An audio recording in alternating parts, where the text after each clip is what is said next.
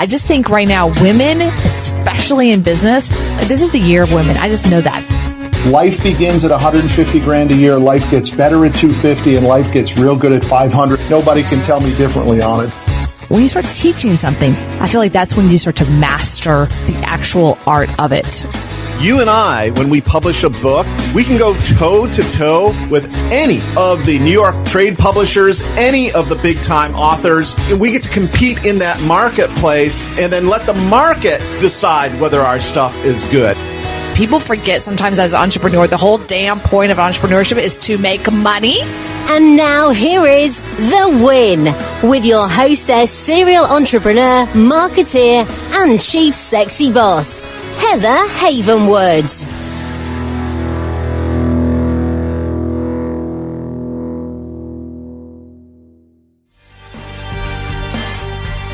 Have you ever wanted to stop the 9-to-5 grind and start your own company?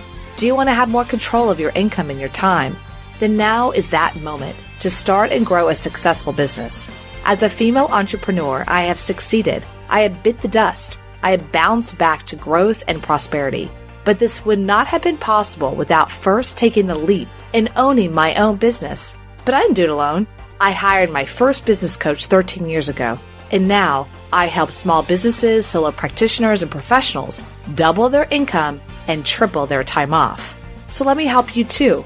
My gift to you today is a free one-on-one strategy session. So go to coachwithheather.com, coachwithheather.com, and let me help you double your income and triple your time off.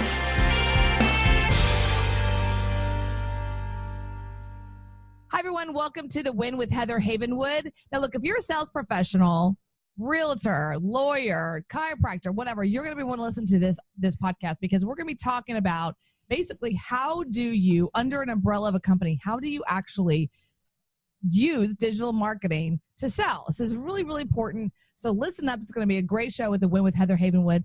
Hi, my name is Heather Havenwood. You can check me out at heatherhavenwood.com. And today we have an extremely amazing guest from Florida, which is great. And Phil, are you there? I'm here. Good morning, Heather. Good morning. All right. So technology has definitely disrupted sales. And so who I'm going to be talking about today is Phil Gerbyshak. Phil has been there from the beginning, teaching salespeople how to integrate technology and social selling into their sales process to drive their bottom line. An award-winning speaker and sought-after expert, Phil knows it's all about the conversations you have that lead to the conversations you want, not just the technology. And from delivering email by hand to selling not to high-speed internet, not so high-speed internet, to being a stockbroker, and now being a trusted advisor and trainer to small business owners and sales professionals across the United States, Phil gets sales. I get that. And he can help you get them too. So here's the deal. Phil, I just had this amazing conversation with a girlfriend of mine. We're sitting there at Whole Foods here in downtown Austin, and she is a great financial advisor and planner, just smart as a whip. But the moment I said, well, you should do a video, y'all should go out there and start teaching people, they're like, well, we have rules, because they work for a big company. I'm not going to say it. So, but I just kind of was dumbfounded, because I just sat here going, well, I don't know what to tell you because I'm over here in entrepreneur land and I can do whatever the heck I want, right? So I kind of wanted to speak to that because I also have a client who's a lawyer. Same conversation, not as restrictive with lawyers, but it's still lawyer talk. And there's always this, well, you need to talk to your lawyer and this is not lawyer advice, so there's all these pieces. And so I would really like for you to talk about, one, what are the rules, regulations, and where are some gaps? And then number two, we'll go into like the technology of that. Sure. Well, it definitely is much harder for anybody who's in a regulated space to use social and to use digital, because often it has to be pre-approved by compliance, or compliance has to at least be aware that you're doing it. And that is totally different than being a small business owner, being an entrepreneur, working for yourself, whatever you want to call it, right? But the difference that you can make as a regulated person is, first of all, understand nobody cares about your business. Okay, so don't talk about it. No, I mean it, right? Like nobody cares because frankly, it is way too general anyway. So instead, I encourage folks as they are professionals that have a passion outside is to find a way to engage with your passion and connect with your passion. Mm-hmm. So yes, you cannot sit here and do a 15-minute video on how to invest in a mutual fund. Nobody would watch it anyway, right? Nobody cares. I mean, so if that's the case, if nobody cares, then instead focus on being human. Focus on being a person of value and not so much about being a trusted financial planner who has average rate of return of 11.6% over the past 36 months, right? Your mileage may vary. Past performance not indicative. Blah. Nobody, right? That just sucks. I mean, that's what is that? Because I know for these particular people that I'm talking about, they're the thing that they're trying to overcome, and I just want to throw it out at you, right? Is the thing they're overcoming. They're these women who are in their 30s, 40s, and they're gorgeous, like they're stunning, and they feel that's their biggest downfall. Because they're in a financial advising situation and they are trying to be professional. And then they're gorgeous. They're stunning, beautiful women. And they're like, how do we become taken seriously? How do we market ourselves? How do we do this? And yet we really can help people.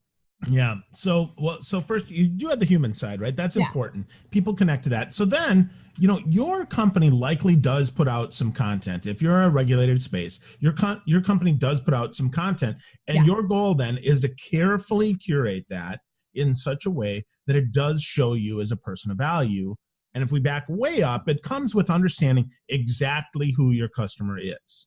So think about exactly who your customer is. If it's a small business owner, if you're a financial advisor to small business owners, when regulations change on small business owners, when tax things change on small business owners, when there's a change in the law and your company puts something out, say, for my small business owner, people pay extra special attention to this. And it cannot be, though, about the investment. It's about the changing marketplace. It's about the changing tax space. Okay, this is great. So I'm giving you an example of true honesty. I have not gotten one email, one video, one phone call from my CPA on the changes with the tax laws.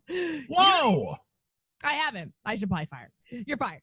So I haven't gotten anything. I know in my head I have I need to call them to have a conversation.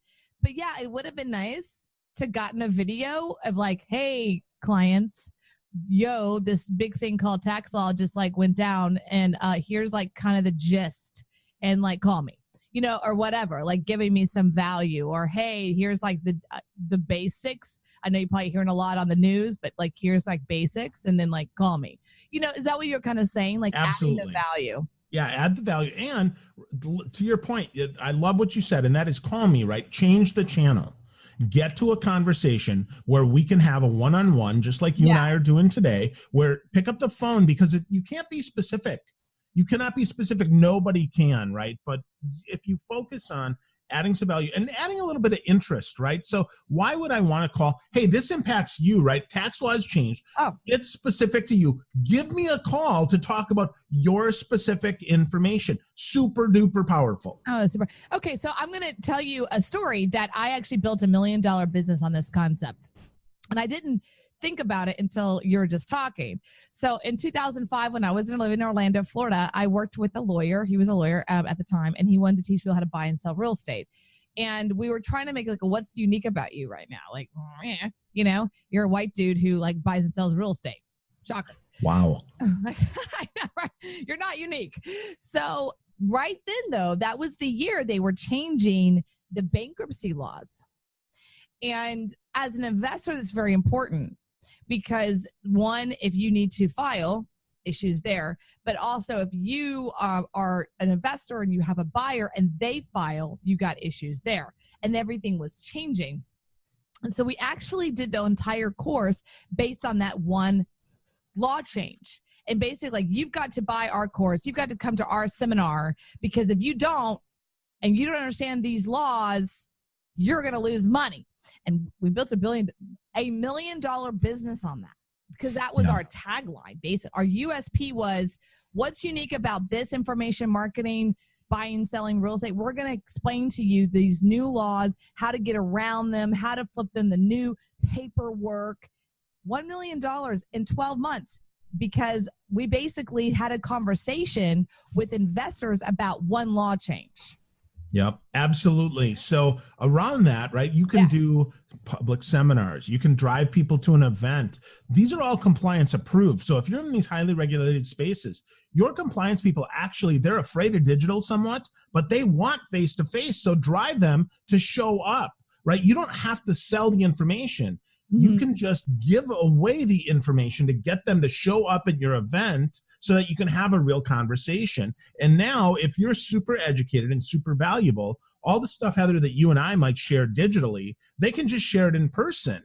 And sure, it's a little bit harder to scale, but once you get that whole recording then pre-compliance approved, now you can tell clients, hey, by the way, or prospects or whoever, hey, here's a great video that you might want to watch that's just 30 minutes that if this makes sense to you, let's have more of a conversation. Okay, let's stop there because I was consulting a big client in Naples, and their target, they're a financial advisory company, and their target was obviously old people. Shocker. And that I actually suggested that, they were doing all these events. I mean, like 4 or 5 events a week. And I said, why don't you record one? And they pushed back and said compliance. Now, I didn't feel like I had the confidence to say, well, I know the compliance. So I just said, okay, I'm not going to go there. But can you speak to that? Because I think you have a background in that. Yeah. So absolutely. Yeah. So I work with a compliance software vendor for a while in the financial services space. And the key is pre-compliance approval and post-compliance approval. So what do I mean? You have to submit your slides and your talk track to compliance. Of course, right? They want to make sure you're not saying stupid stuff. If you stay on the talk track, and this is important, stay on script, then you can share that. Now, what you can't share, and this is where, again, advisors, I think they get confused and they think, oh, well, I need to record the whole thing. No, stop it at the Q&A. Don't let the Q&A get on there. Now, this is a different conversation. Really That's really good.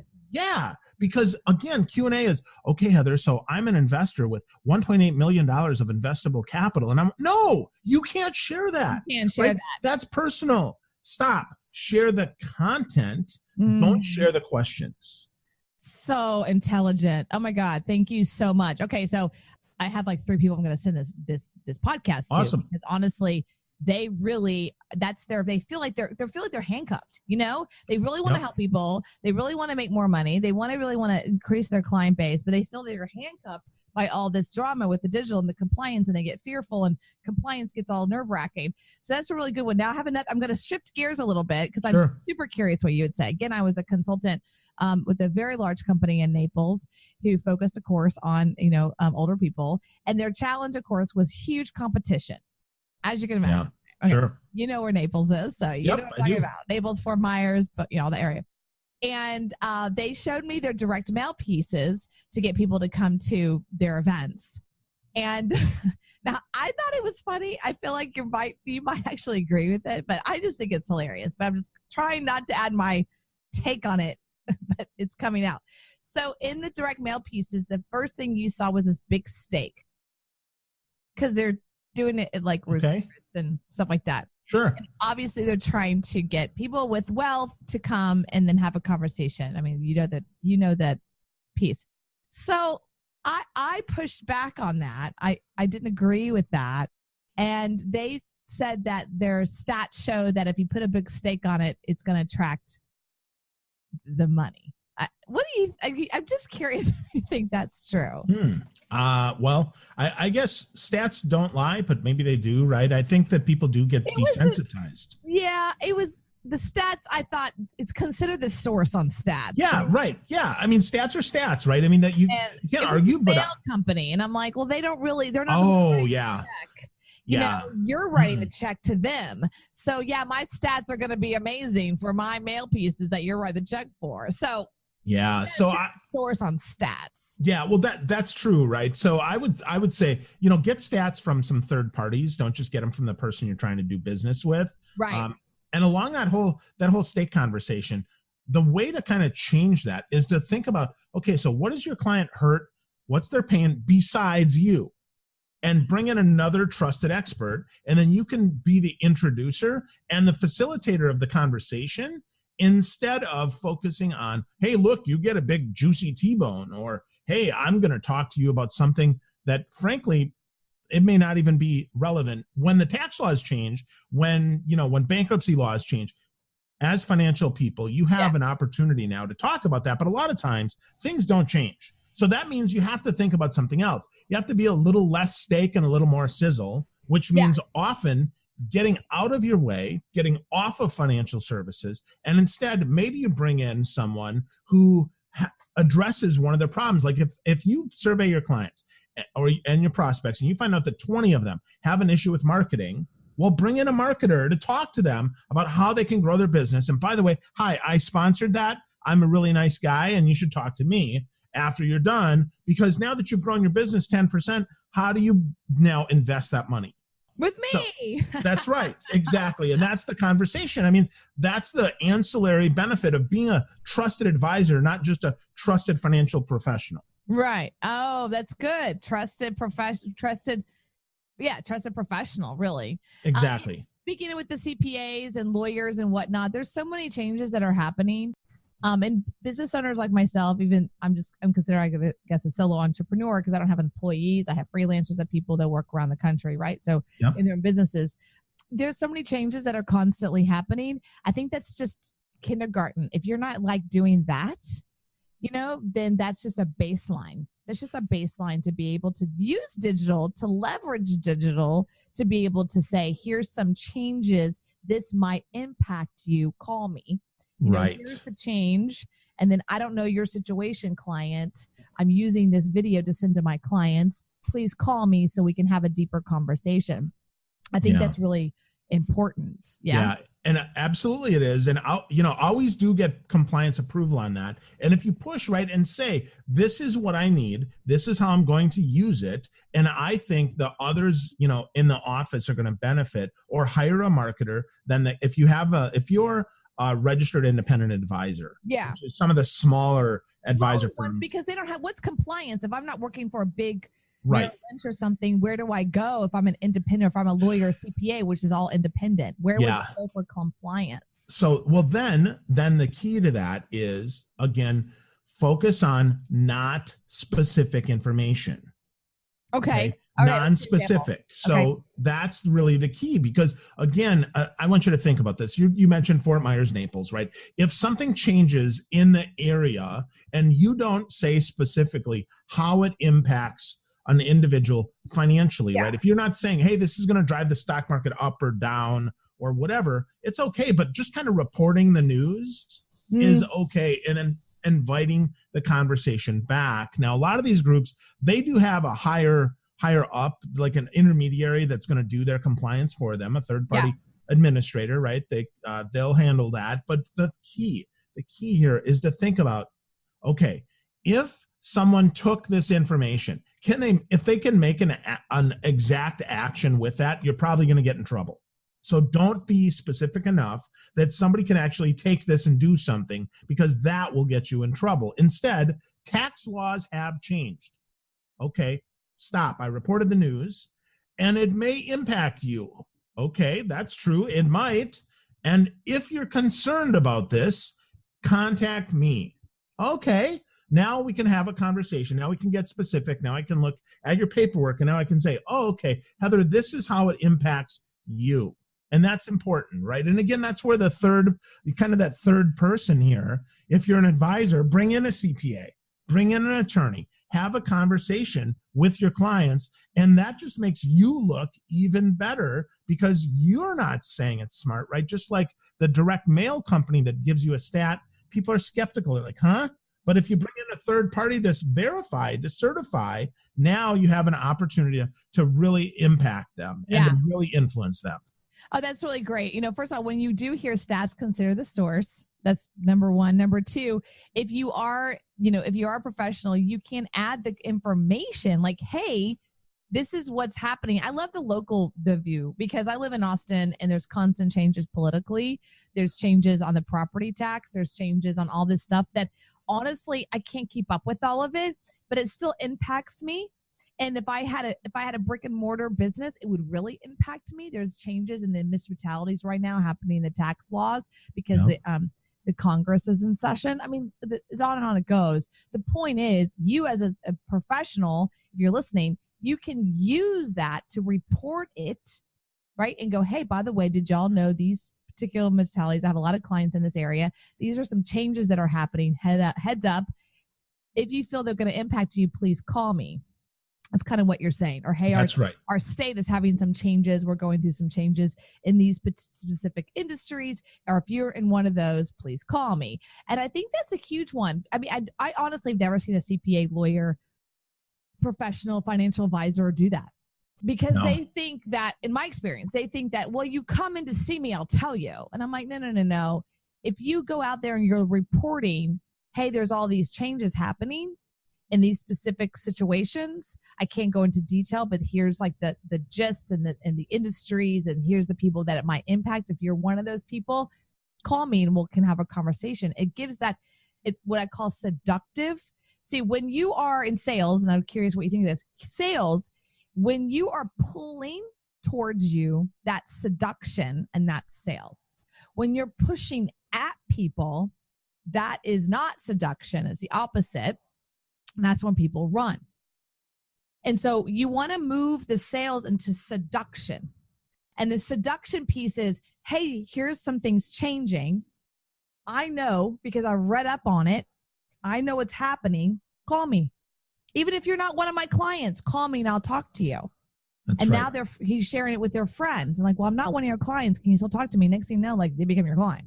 So I think that it's a key piece. Would you agree with that? Yeah, I absolutely would. And that's where, as you kind of segment clients as much as possible, you can be much more precise in how, just the language you use without being precise in the impact that it has. Let's be really clear here. Again, who am I talking to? Certainly, I just want to use their language. Hey, business owner. Okay. That's much more impactful than, hey, everybody, which is boring, right? So try to be specific, because a lot of times we don't realize that it impacts us. And again, as we can kind of draw them closer, be seductive, be intimate with them, now we can send that email message. Now once we connect on LinkedIn, right, we have an email. Now don't just dump them into your email marketing program, segment in your CRM, and maybe you've got 12 people only that are impacted by this one change. If you're doing a good job of understanding who your customer is and what some of their challenges are, now you can talk to that direct segment. And if you block that time and you say, okay, on Monday morning, I'm going to block 2 hours to talk to all my small business clients because I have their email, I have their phone number, I have some contact info. I'm going to do that kind of three-pronged approach here. On digital, I might look to see if they've posted anything that they're afraid about, that they're concerned about, that they asked a question about, and then I don't have to answer that on LinkedIn, right? I can make a phone call. I can send a piece of direct mail, and I can now talk to them. And I've earned that right because I've been helpful before.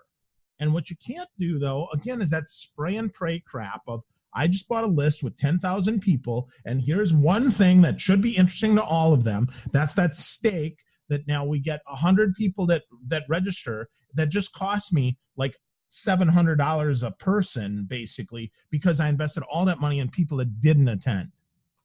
Spray and pray, baby. Let's not do that. Spray and pray. Please no. Just say no. Just say no to spray and pray. Hashtags. Just say no. Okay, that was really funny, by the way. Spray and pray. However, going to what you did say, you're right. Segmentation. It takes more effort to do that, but you'll get a higher result.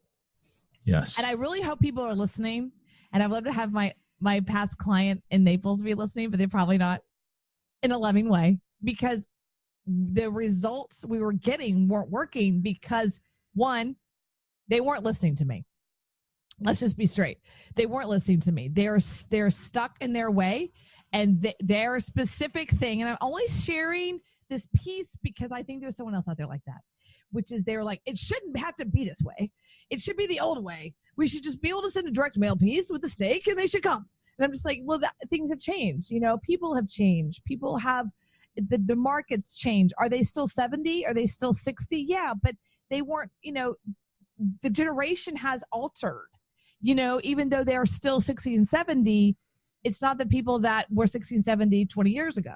I mean, it's really a new person. It's a new client, and they want more. They want to be informed.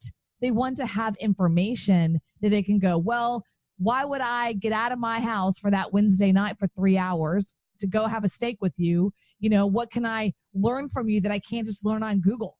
You know what I mean? Like what is it that you're going to provide for me? I'm clear you're going to try to sell me. I already know that, So what is it you're going to provide for me other than a really cool steak that I can buy myself? Right. So what is that? And I think what you're saying, I love that. I want to highlight it. It's like when you segment your list and you segment who the people are already, and you can start to actually have that conversation, like, dear business owners, dear solo business owners, dear just retirees from the government, dear whatever, you can actually have this conversation with them. That's very different. Veteran retirees is a different conversation than solo entrepreneurs that doesn't have any veteran benefits. And then on and on it goes, right? So I think if you can really segment that, you can have a real conversation. So I just kind of want to wrap it up a little bit. Where can people, once you respond to that, and then where can people find you? Sure. So remember though, you mentioned information, and information's great, right? Google is it, but the real answer is they need to trust that you have insight. Do you have something that they can't Google? That's why you pique their attention and you get them to talk to you, right? Yeah. Because insight is the difference maker, not information. I mean, really, I go to Google, I can find any answer I want.